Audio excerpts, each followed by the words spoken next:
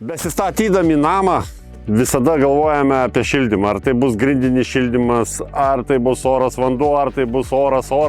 Galimybių šiomis dienomis yra begalės. Tik tai kaip išsirinkti tą patį geriausią.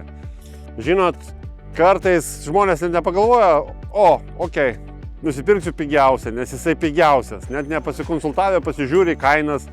Taip ir supranta, kad pigiausias. O kad jisai jums naktį triukšmaus, kad jūs galimai pasidarysit pakabinamą ant sienos, jisai net vibracija gali atsirasti su laiku. Žodžiu, aš visada rekomenduoju pasikalbėti su specialistais. Ar tai naujos kartos, ar tai senos kartos aparatas, jau patys turit spręsti, bet nuo pat pradžių, nuo pat projektavimo pradžios jūs turit turėti planą, koks bus namo šildymas. Tai tik nuo tada, nuo pačio projekto pradėkit, kad kokio reiks ir taip toliau, nes šiaip sau bet ko nepasistatysit. Mūsų atveju mes išsirinkom pačios naujausios kartos, nes naujesnio tiesiog nėra. Pabandymui, ką žinau, paskambykit po metų, pasakysiu, kaip jis veikia, bet manau, viskas bus gerai. Tai kad sekit mus toliau, rodysim, ką toliau darom. Vienas dalykas, kuo jisai yra išskirtinis, yra propaninis šaltnešis, kas yra visiškai ekologiškas, natūralus ir nekenksmingas, lyginant su ankstesniais.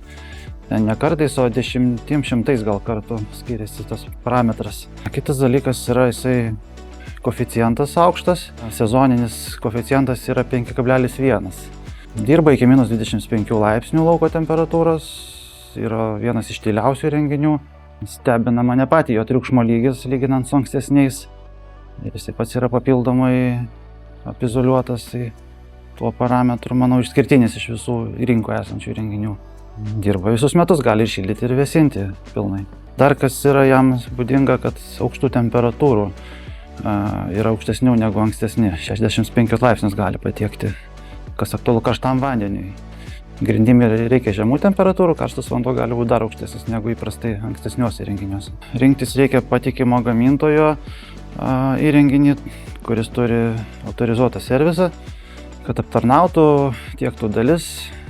Kitas niuansas, kartais įsirenka per silpną arba ant ribos įrenginį, tada atėjus šaltukui dirba elektrinė ten ir bendros sąnaudos gaunasi didesnis. Ir montuojam pagrindę geoterminius, tai yra gruntas vanduo siurblius ir pastarosius 10 metų oras vanduo.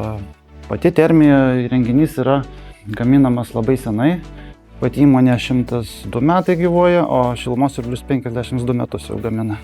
O mūsų įmonė visas paslaugas atlieka tiek pardavimo, montavimo, aptarnavimo, po garantinio remonto. Visoje Lietuvoje mes važinėjom, daugiausiai aplink Vilnių, Kauną, bet visa Lietuva ir ne tik, yra sistemų ir Latvijoje.